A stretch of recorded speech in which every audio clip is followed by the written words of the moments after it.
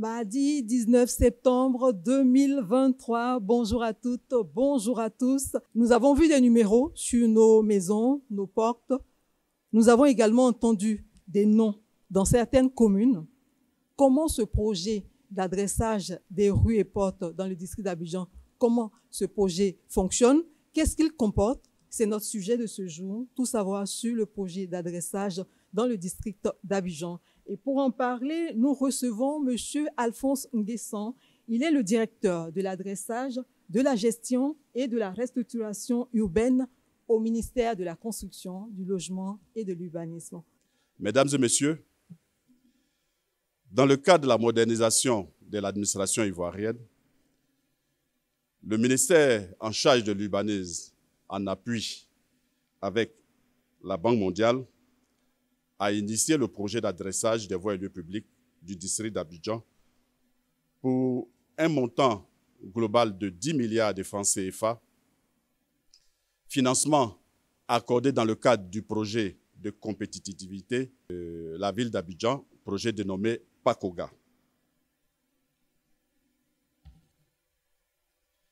Les ambitions du projet d'adressage des voies et lieux publics d'Abidjan consistent notamment à faciliter de façon durable le repérage dans la ville d'Abidjan, projet qui doit être, bien entendu, étendu à l'ensemble du territoire national.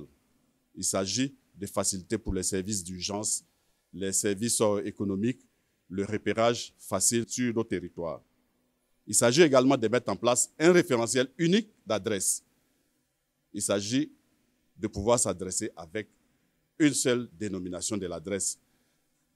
Quand on veut indiquer l'adresse, on devrait avoir une seule manière d'indiquer nos adresses dorénavant. Ce qui devrait permettre de favoriser le développement des activités économiques avec aujourd'hui le e-commerce qui se développe de plus en plus. Profiter des opportunités de l'adresse pour améliorer la gestion urbaine en matière de foncier, fiscalité et autres. Mesdames et messieurs, pour conduire ce projet, il y a eu en amont une étude de faisabilité réalisée en 2017-2018 et les conclusions de cette étude de faisabilité qui ont été entérinées en avril 2018 ont conduit à un certain nombre de choix techniques et de choix opérationnels de mise en œuvre du projet. Entre autres choix, il y a le phasage du projet. Il fallait découper la ville d'Abidjan en plusieurs zones pour conduire le projet. Quelles sont les zones que nous devons adresser, les zones que nous ne devons pas adresser?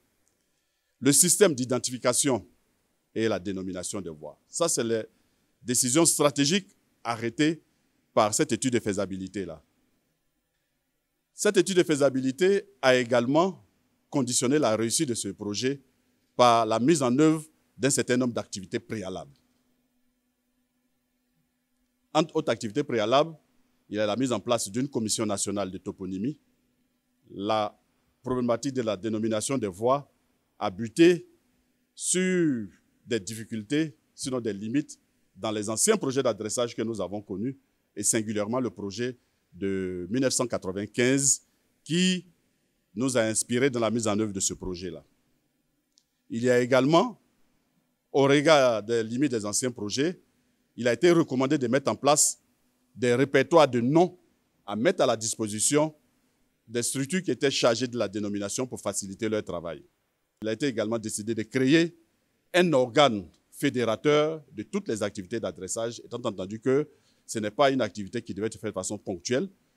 Nous allons donner des adresses à Abidjan, étendre sur l'ensemble du territoire national. Ça, c'est le point zéro. Mais les villes vont continuer à s'accroître, à se développer. Il faut pérenniser ce que nous mettons en place. Donc, il était nécessaire de mettre en place un organe qu'on a dénommé une centrale d'adressage. Et donc, cet organe également a été mis en place au sein du BNET. Et puis, pour faciliter la mise en œuvre du projet aussi bien entre les différents acteurs, c'est un projet qui couvre différents départements ministériels, donc il était nécessaire de mettre en place une plateforme de partage, d'échange entre ces différentes structures-là à savoir le cadastre, l'Office national de l'identification, les sapeurs-pompiers et tout ça, il fallait mettre en place une plateforme. Et donc, cette plateforme également a été mise en place, que nous avons appelée la plateforme de partage d'informations. Quelles sont les principales activités à conduire dans le cadre de ce projet d'adressage? Il y a 4 différents types d'activités à conduire, qui sont des activités opérationnelles au-delà des activités soft qui se conduisent en bureau. L'adressage consiste à conduire de façon basique des enquêtes de terrain pour identifier toutes les unités d'occupation sur le terrain. Il faut entendre par unité d'occupation, quand on parcourt une rue, tout ce que nous rencontrons sur cette rue, c'est ce qui a été appelé unité d'occupation. Il s'agit en premier lieu des habitations, des commerces, des équipements, des services, des activités économiques. Tout ce que nous rencontrons sur le terrain, donc, nous avons dénommé unité d'occupation. Donc, il faut recenser, il faut identifier ces unités d'occupation-là, leur donner un numéro, ce que nous avons appelé le pochage, ça fait la deuxième activité. La troisième activité consiste à dénommer les voies, donc trouver des noms pour les voies. Et puis la quatrième activité consiste à mettre des plaques sur les rues et puis constituer une base de données de noms et des unités d'occupation que nous avons pour pérenniser et faciliter le développement d'autres types d'activités. C'est vrai que le projet est toujours en cours d'exécution, mais est-ce qu'on peut avoir une date à partir de laquelle je pourrais utiliser le numéro qui est attribué à mon domicile pour commander un taxi? Plus de 136 000 adresses connues aujourd'hui, nous les avons en notre possession. Nous les avons déjà transmis aux concessionnaires des réseaux. Nous avons transmis aux utilisateurs de e-commerce, ceux qui font les livraisons là. À eux, on a déjà transmis. On a eu une séance de travail aujourd'hui même, où ils nous ont fait cas du niveau d'intégration de ces données-là dans leur système et des difficultés éventuelles qu'ils rencontrent. Mais à la sortie de la réunion, on note avec satisfaction que ces utilisateurs se sont bien appropriés ce truc et sont en train de l'intégrer tout doucement dans leur système. Et donc, en principe, dans quelques mois, je vais dire que le processus, il est dynamique, mais normalement, pour les personnes, les usagers situés dans les zones 1 et 2, en principe, le début d'utilisation de l'adresse, on peut le faire.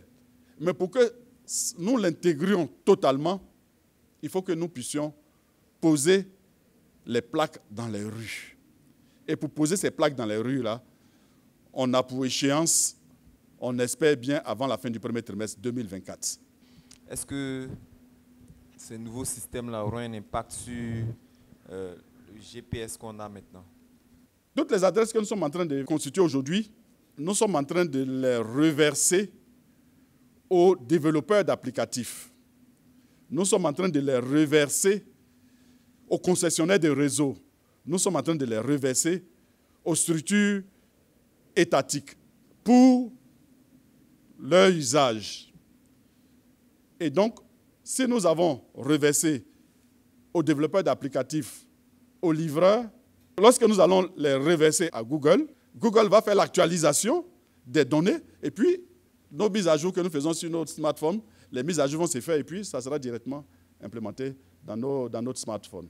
Je pense qu'on ne devrait rien avoir à faire. On devrait faire les mises à jour comme Google permet sur les tablettes de le faire.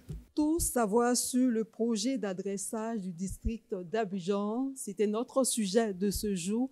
Et nous avions pour expert monsieur le directeur justement de l'adressage, monsieur Alphonse Nguessan. Avec lui, nous avons passé ce moment. Il nous a expliqué, il nous a présenté le projet, un projet qui fait partie de notre quotidien, qu'il faut que nous puissions nous l'approprier. Merci à tous et à toutes. Rendez-vous certainement donc le mardi prochain.